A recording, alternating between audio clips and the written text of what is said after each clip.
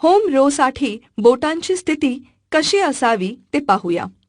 Home रोसाठी बोटांची स्थिती ASDF अशी अक्षरांची सुरुवात होणारी ओळ म्हणजे होम रो. आपण होम रो मधल्या कीज कशा प्रकारे वापरून टायपिंग करायचे ते पाहू. डावा हात ASDF या कीजवर असतो. करंगळी A वर, अनामिका S वर, मधले बोट D वर, तर F आणि G करता तर्जनी.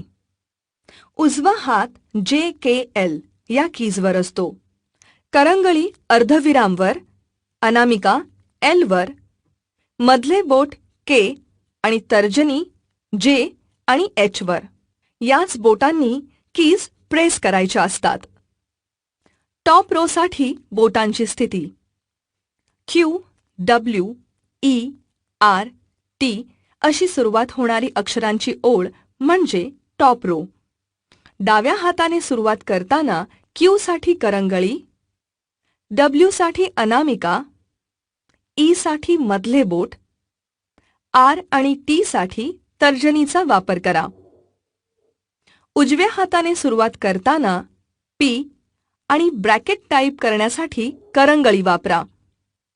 O टाईप करण्यासाठी अनामिका वापरा. I टाईप करण्यासाठी मधले बोट वापरा. U, Y साठी तर्जनी वापरा. बॉटम रोसाठी बोटांची स्थिती Z, X, C, V या कीज असलेली शेवटची ओळ म्हणजे बॉटम रो. डाव्या हाताच्या करंगळीने Z, अनामिकेने X, मधल्या बोटाने C, तसेच तर्जनीने V आणि B टाईप करा. उजव्या हाताच्या करंगळीने तिरकी रेषा, अनामिकेने पूर्णविराम, मधल्या बोटाने स्वल्पविराम, तर्जनीने M आणि N टाईप करा.